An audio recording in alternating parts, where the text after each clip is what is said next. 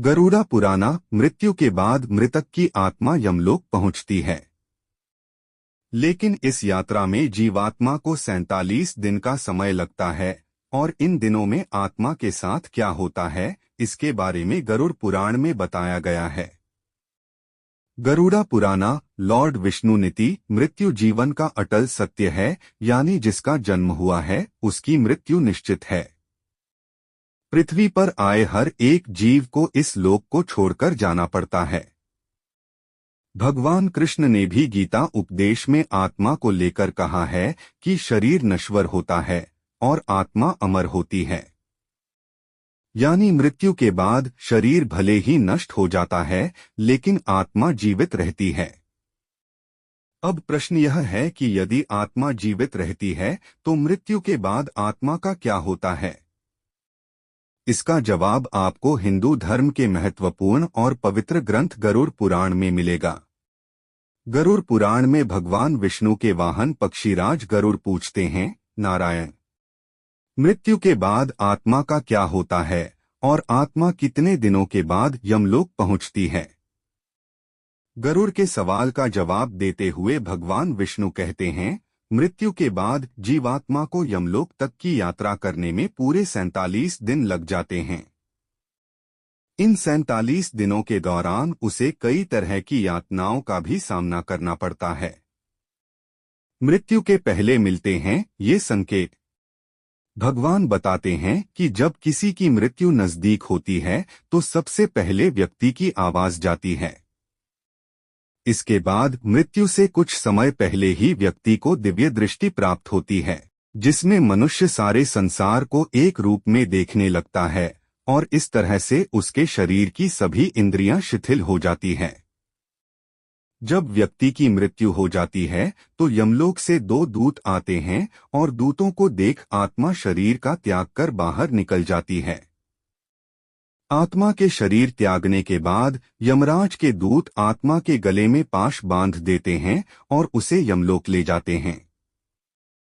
मृत्यु के बाद 13वीं और पिंडदान क्यों जरूरी?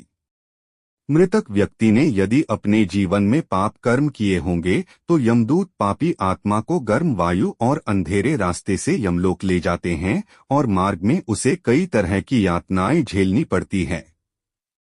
इसके बाद आत्मा को आकाश मार्ग से वापस उसके घर छोड़ दिया जाता है।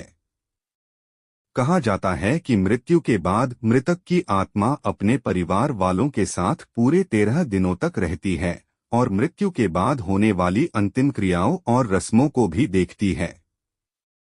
13 दिन बाद जब आत्मा का पिंडदान, 13वीं और ब्राह्मण भोज आदि किया जाता है तो इसके बाद यमराज के यमदूत आत्मा को फिर से लेने के लिए आते हैं।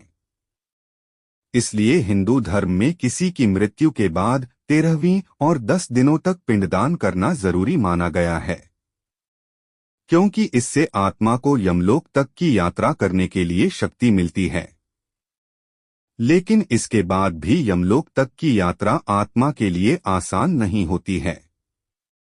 मृत्यु के बाद के वो 47 दिन।